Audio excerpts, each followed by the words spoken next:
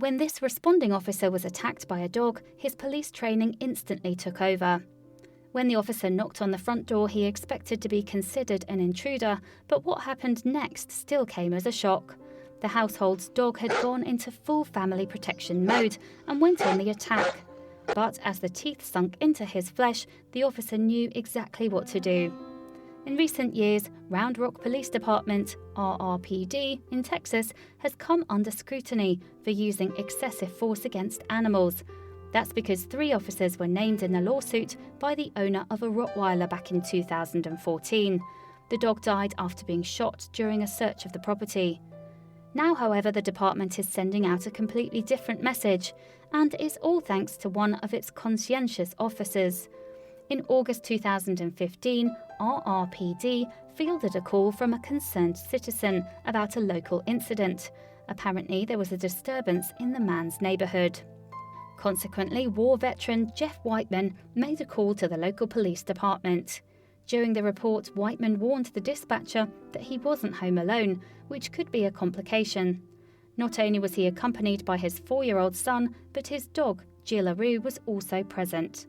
The dog, an Australian Shepherd, was fiercely protective of her family. Jillaroo is aggressive by nature and necessity, KVUE explained on August 12, 2015.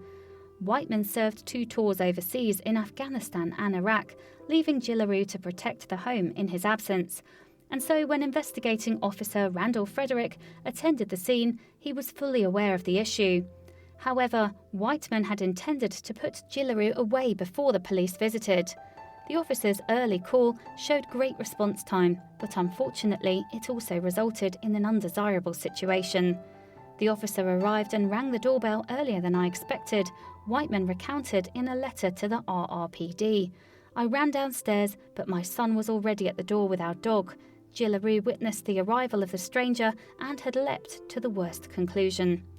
Clearly, Jillaroo had seen a stranger approaching her family and thought that they were under attack.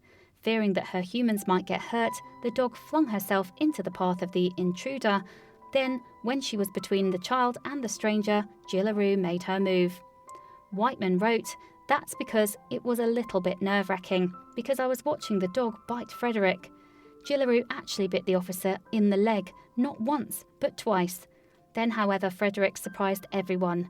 The officer responded completely contrary to how you might expect. That's because Frederick seemed to anticipate the dog's intentions and didn't fight back. Neither did he draw his weapon. In fact, he made no sudden movements at all. The officer was slowly backing up and trying to get the dog to calm down with outstretched hands," Whiteman wrote in his letter. Officer Frederick's cool disposition prevented the situation from escalating, thus giving Whiteman enough time to intercede. Then, when the pair were separated, Frederick proved to be even more level-headed. Much to Whiteman's admiration, the officer carried on doing his job without the slightest bit of fuss. Whiteman explained that the officer continued as if nothing had happened. He took my report about the issue I had originally called about in a very calm and professional manner, he wrote. Frederick even apologised for not calling first, which Whiteman stated was appreciated, but unnecessary. Moreover, although Jillaroo's bites had been warnings, she still managed to cause a bit of bruising. Worse, her teeth had punctured Frederick's skin and induced some minor bleeding. However, none of this seemed to concern the police officer. Indeed, Frederick was nonplussed by the whole ordeal, for which he has been commended. But what happened to Jillaroo? As previously mentioned, there had been cases in the past where officers have felt threatened and reacted violently. It follows that this incident could have easily turned out just like those, and if it had, even Whiteman confessed he would have been hard-pressed to blame Frederick. However, Frederick had no intention of taking matters any further. Whiteman's letter outlined what happened next. Protocol necessitated he call in the bite, understandable, so that Animal Control could take a report, he wrote.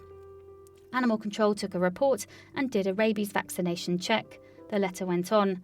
Additionally, Jillaroo was quarantined to the house for the regulation 10 days. But that's where it ended. The officer did not strike back against my dog during the incident, Whiteman continued. Officer Frederick did not act disproportionately. He did not file charges or wish Jillaroo punished. Instead, he said she was just doing her job. Whiteman's letter emphasised, "It seemed that the RRPD has taken past allegations seriously and taken steps to prevent anything similar happening again. In fact, the RRPD has created a training programme called BARK, Be Aware of Residential Canines. Through it, the department hopes to educate officers on how to deal with aggressive civilian dog situations. And judging by Officer Frederick's shining example, it seems the programme is an effective one." Furthermore, on August 11, 2015, Frederick was awarded with the Chief's CHIP Challenge coin. CHIP is an acronym for Community Honour, Integrity and Pride.